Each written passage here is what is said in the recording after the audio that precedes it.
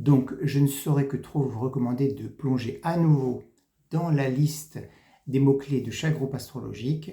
Ce n'est pas un gros travail, mais je pense que c'est vraiment, vraiment nécessaire. C'est très volontairement que je ne publie pas ces listes sous forme écrite, pour qu'on fasse un copier-coller, qu'on les assemble, qu'on les mette dans un coin, etc. Donc, je vous engage vraiment à regarder ces vidéos. Si vous voulez prendre des notes, faites-le, bien sûr. Mais ça demande un travail. C'est là que se situe, à mon avis, le travail principal. C'est pas très long. Et le mot travail, sur des vidéos, un groupe de loisirs, c'est pas très glamour, encore une fois, mais c'est ce que je vous conseille. C'est le seul travail qui est important.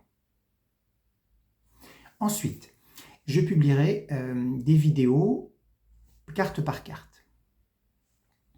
Et pour ça, mon axe principal, parce qu'on peut disserter, on peut prendre une carte et en parler pendant 15 minutes.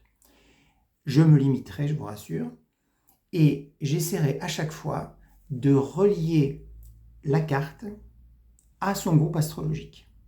Exemple, si je prends la carte trahison, j'essaierai de voir dans la liste des mots-clés de la Lune ce que la trahison a en lien avec ces mots-clés. Donc j'essaierai vraiment à chaque fois de rattacher la carte, son nom, son dessin éventuellement, à la liste de mots-clés du groupe auquel elle appartient. Bien sûr, il y aura aussi les 4 autres cartes, celles qui n'appartiennent pas au groupe astrologique, à savoir les 3 premières, Destinée, Étoile de l'homme, Étoile de la femme, et puis celle qui n'est pas numérotée, la carte bleue. Pas la CB, la carte bleue.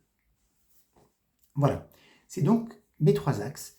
Conseil du jour, mots-clés pour chaque groupe astrologique, et enfin, vidéo carte par carte. J'en profite pour préciser que donc sur ce groupe, nous ne ferons pas d'interprétation de tirage à plusieurs cartes. C'est très intéressant, mais j'ai constaté sur d'autres groupes que ça n'en finit pas, que, bon, il y a parfois des abus, mais ça peu importe, et surtout que ça n'a pas trop de sens tant qu'on n'a pas passé du temps avec chaque carte. C'est ce que le Béline nous demande, à mon avis.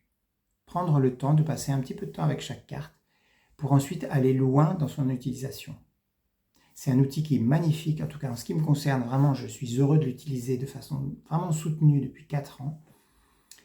Je prends des décisions grâce au Béline, je fais des tirages aide à la décision.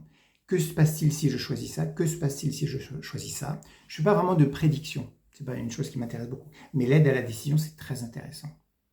Je choisis par exemple parfois des dates, si je dois prévoir un séminaire, un atelier, un voyage, je peux choisir des dates grâce à l'oracle Béline, si j'ai le choix. Parfois des tarifs. Je fixe des tarifs de consultation, des tarifs d'atelier, etc. avec l'oracle Béline. Je le fais aussi parfois simplement en méditation, sans oracle. C'est juste pour vous donner des pistes de ce qu'on peut faire avec. Et du fait que ce n'est pas indispensable de l'utiliser dans sa vie. En tout cas, merci de m'avoir écouté. C'est un petit peu long. Je vous souhaite une très bonne journée et à bientôt pour des vidéos où je répondrai aux questions que vous m'avez posées.